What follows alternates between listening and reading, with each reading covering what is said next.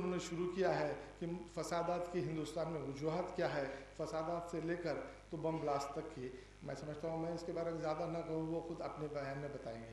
اور ابھی ہمارے آخری جو گیسٹ ہیں ان کا تعلق بھی ملٹری سے ہے، ویسے وہ کوالیفیکیشن میں MSc LLB ہے، جناب بریگیڈیئر سدھیر ساونت صاحب۔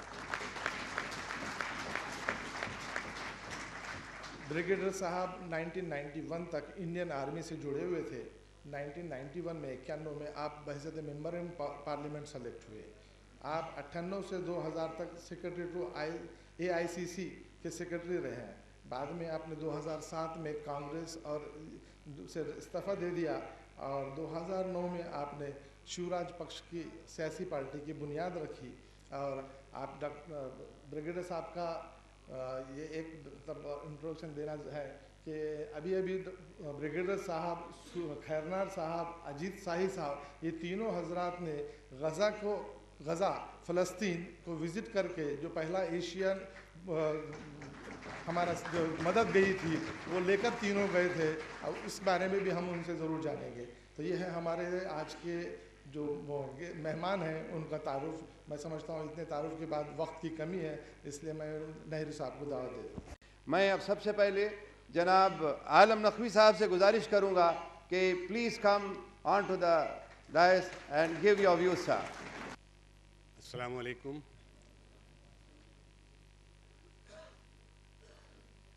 اعوذ باللہ من الشیطان الرجیم، بسم اللہ الرحمن الرحیم، نحمدہ و نصلی علی رسولہ الکریم وعلی آلہ وصحبہ اجمعین۔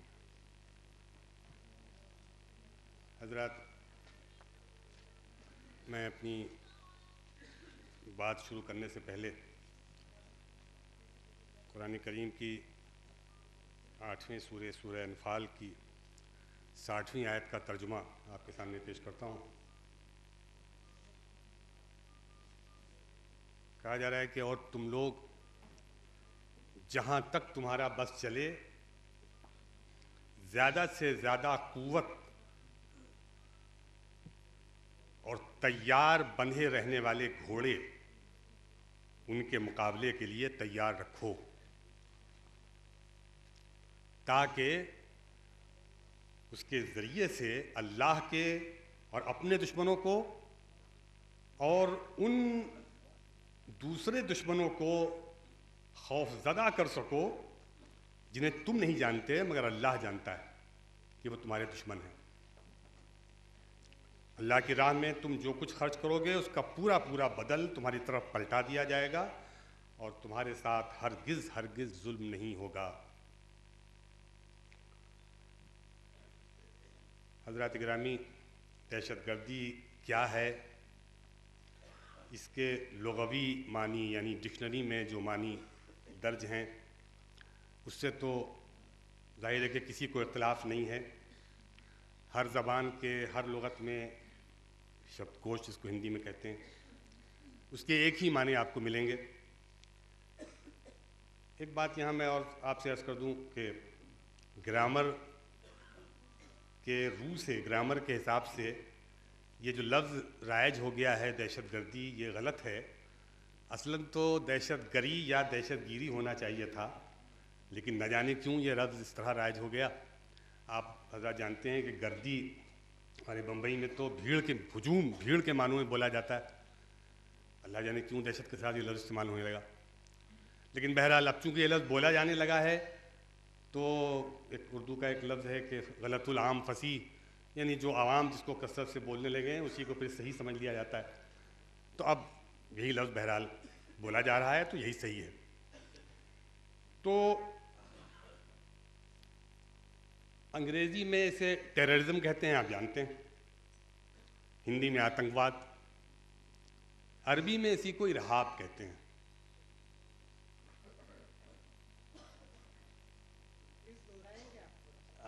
میں نے عرض کیا کہ ہندی میں اس لفظ کو آتنکواد کہتے ہیں، آپ جانتے ہیں سب، اور انگریزی میں ٹیررزم، جو لفظ دہشت گردی جو موضوع ہے ہمارا، جو لفظ بہت مشہور ہے، اور عربی زبان میں اس لفظ کے لیے ارہاب کا لفظ ہے۔ ارہاب، الف رے ہے، چھوٹی ہے الف اور بے، ارہاب۔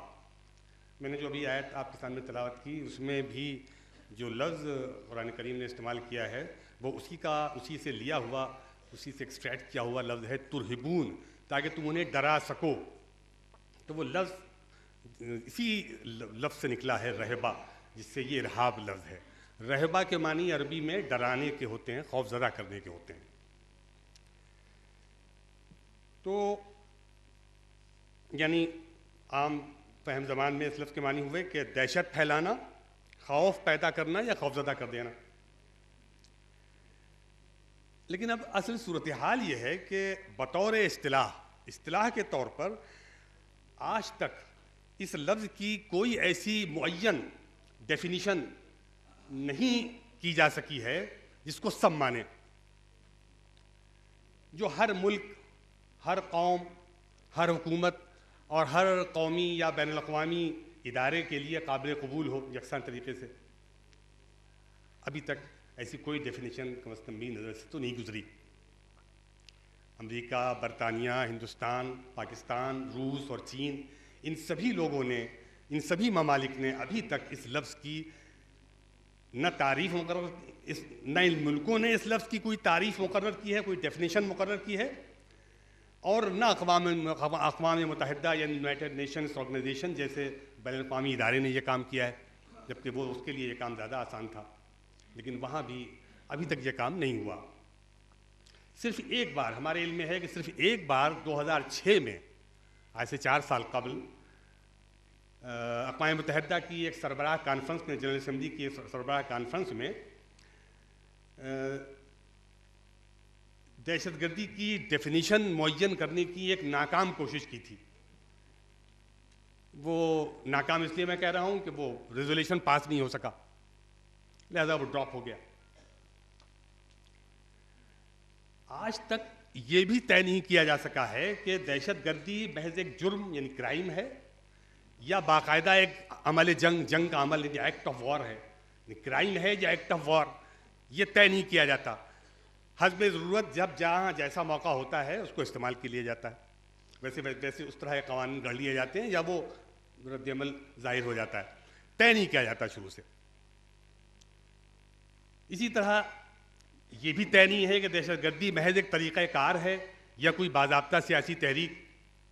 یہ میں نے جتنی باتیں کہی ہیں یہ وہ ہیں جو کثرت سے مضامین میں آتی رہی ہیں کہ کیا ہے، لیکن طے نہیں ہوتا. کوئی کچھ کہتا ہے، کوئی کچھ کہتا ہے، کوئی کچھ کہتا ہے. LTTE کی سری لنکائی حکومت اور فوج کے خلاف کارروائیوں کو تو دہشت گردی کہا گیا، لیکن ابھی تک نکسلیوں اور ماؤوادیوں کی حکومت، انتظامیہ اور سیکورٹی فورسز کے خلاف کارروائیوں کو دہشت گردی نہیں کہا جاتا. فلسطین، کشمیر، چیچنیا، افغانستان کے حوالے سے جو مسلم دہشت گردی اور اسلامی دہشت گردی کی جو اصطلاحیں پوری دنیا میں مشہور کی جا چکی ہیں آپ سب جانتے ہیں، لیکن اسرائیل، آئرلینڈ، ناگالینڈ اور خود ہندوستان میں جو ابھی سنگھ پریوار کی جو دہشت گردی ہمارے سامنے آئی ہے پچھلے 2، 3، 4 سال سے، تو ان دہشت گردیوں کے لیے یہودی دہشت گردی یا عیسائی دہشت گردی یا ہندو دہشت گردی کی اصطلاح استعمال نہیں کی جاتی. یہ زمینی صورتحال ہے. بہرحال مختلف ملکوں کی سرکاری دستاویزات، لغات، ڈکشنریز اور پالیسی بیانات میں اس جدید اصطلاح کے جو معنی ملتے ہیں وہ درج ذیل ہیں. میں نے بہت ڈھونڈ ڈھانڈ کے یہ کچھ معنی درج کیے ہیں. نمبر 1، دہشت گردی وہ عمل ہے جو لوگوں کے دلوں میں عدم تحفظ اور خوف کا احساس پیدا کرے. ایک معنی یہ ہے کہ تشدد کے نتیجے میں عوام کے دلوں میں ڈر بیٹھ جانا، یہ دہشت گردی ہے. ایک معنی یہ ملتے ہیں کہ مختلف مفادات کے حصول کے لیے جان بوجھ کر منظم ذرائع سے عوام کو خوفزدہ کرنے کا عمل دہشت گردی ہے. ایک جگہ یہ لکھا ہوا ہے کہ بہت ہولناک اور بہیمانہ تشدد کا عمل دہشت گردی ہے۔ ایک جگہ یہ لکھا ہوا ہے کہ انسانی وقار اور سماجی اقدار کی نفی کرنے والا عمل دہشت گردی ہے۔ بظاہر ان تمام ڈیفینیشنز میں کوئی غلط بات نہیں ہے، تقریباً سب اپنی اپنی جگہ صحیح ہیں، لیکن مسئلہ یہ ہے کہ ان میں سے کوئی مکمل نہیں ہے۔ ان تمام ڈیفینیشنز کا تجزیہ کریں تو یہ پتہ چلتا ہے کہ ایک ہی بات ہے جو مختلف الفاظ میں، مختلف لفظوں میں گھما پھرا کے کہی جا رہی ہے، اور دہشت گردی کا جو تصور ہے اس کا ایک جامع تصور اس لفظ سے، ڈیفینیشن سے قائم نہیں ہوتا کہ ہر وہ بات سمجھ میں آ جائے جو پوری دنیا میں ہو رہی ہے اس لفظ کے تحت جو کچھ ہو رہا ہے۔ کیوں ایسا ہوتا ہے؟ اس کا سبب یہ ہے کہ ہر ملک اور ہر گروہ کو دہشت گردی کی معین اور سب کے لیے قابل قبول تعریف کے بجائے صرف اپنے اپنے مفادات کا تحفظ عزیز ہے۔ اب میں آپ کو بتاتا ہوں کہ 2006 میں اقوام متحدہ کی جنرل اسمبلی میں جو دہشت گردی کی ڈیفینیشن کا جو آخری مسودہ ووٹنگ کے لیے پیش ہوا تھا، اس میں اس کے الفاظ کیا تھے؟ میں اس کا اردو ترجمہ، بہت آسان اردو ترجمہ پیش کر رہا ہوں۔ ترجمہ اس کا یہ ہے کہ معصوم شہریوں اور ان تمام لوگوں کے خلاف ہونے والا دانستہ تشدد، یعنی جان بوجھ کے کیا جانے والا پرتشدد کارروائی جو برسر جنگ نہ ہو، جن نان کمبیٹنٹ ہوں، نان کمبیٹنٹ سویلینز، وہ بلا جواز دہشت گردی ہے۔ نہیں، وہ دہشت گردی بھی ہے اور بلا جواز بھی ہے۔ یہ الفاظ تھے۔ آپ بتائیے کہ اس میں کون سی قابل اعتراض بات ہے؟ لیکن یہ ڈیفینیشن بھی اقوام متحدہ میں پاس نہیں ہوئی۔ کیوں نہیں ہوئی؟ اس لیے نہیں ہوا اتفاق رائے اس ڈیفینیشن پر کہ ہمارے جو بڑے کنٹریز ہیں، جو سپر پاورز کہلاتے ہیں، اور خاص طور پر جو سلامتی کونسل میں جن کو ویٹو پاور حاصل ہے، وہ ملک سرکاری سیکورٹی فورسز کو غیر جنگجو زمرے، نان کمبیٹنٹ کیٹیگری میں شامل کرانے پر بضد تھے۔ یعنی ان تمام ملکوں کے نمائندوں کی رائے یہ تھی، ان کی تجویز یہ تھی کہ قرارداد میں یہ بھی شامل کیا جائے کہ یہ جو ہماری ملکوں کی سیکورٹی فورسز ہیں، خواہ وہ پولیس ہو یا فوج یا دوسرے نیم فوجی دستے، وہ نان کمبیٹنٹ سویلینز ہیں۔ اب بتائیے یہ کیا ظلم تھا؟ اور صرف اس بنیاد کے اوپر وہ ڈراپ ہو گئی کہ ظاہر ہے کہ یہ بات سب کے لیے قابل قبول نہیں تھی۔ یعنی وہ چاہتے تھے کہ تمام سرکاری سیکورٹی فورسز کے پرتشدد اقدامات اور فوجی کارروائیوں کو بھی دہشت گردی کی تعریف سے باہر رکھا جائے تاکہ ان پر دہشت گردی مخالف کسی قانون کا اطلاق نہ ہو سکے۔ یہ تھا مسئلہ۔ حکومتوں کا جب دل چاہتا ہے کسی مخصوص عمل کو عمل جنگ قرار دے کر، یعنی کرائم کی بجائے ایکٹ آف وار قرار دے کر ملکوں پر چڑھائی کر دیتے ہیں، اور چند سو یا چند ہزار مقتولین، مثلا 9/11 4,500 لوگ قریب اس میں اس دہشت گردی کے شکار ہوئے تھے، تو ان کا انتقام لینے کے لیے کئی لاکھ بے گناہ شہریوں کو ہلاک کر دیا جاتا ہے، اور محض شک کی بنیاد پر ہزاروں افراد کو گرفتار کر کے ان کو انصاف کے معلوم اور شفاف عمل، معلوم سے مراد یہ ہے کہ جو ہر ملک میں انصاف کا جو ایک قانونی نظام باقاعدہ مقرر ہے، اس کے تحت ایسے لوگوں کو کوئی سہولت دنیا میں فراہم نہیں کی گئی۔ تو معلوم اور شفاف عمل سے گزارنے کے بجائے برسوں انہیں غیر انسانی مظالم کا شکار رکھا گیا۔ آپ جانتے ہیں گوانتانامو بے ابو غریب عراق میں اور بگرام جیل افغانستان میں ہے، کابل میں، وہ اس کی چند مثالیں ہیں، یہ تو بہت سی مثالیں ہیں اور بھی ہیں اس کے علاوہ۔ آج جنوری 2011 میں بھی زمینی حقیقت یہ ہے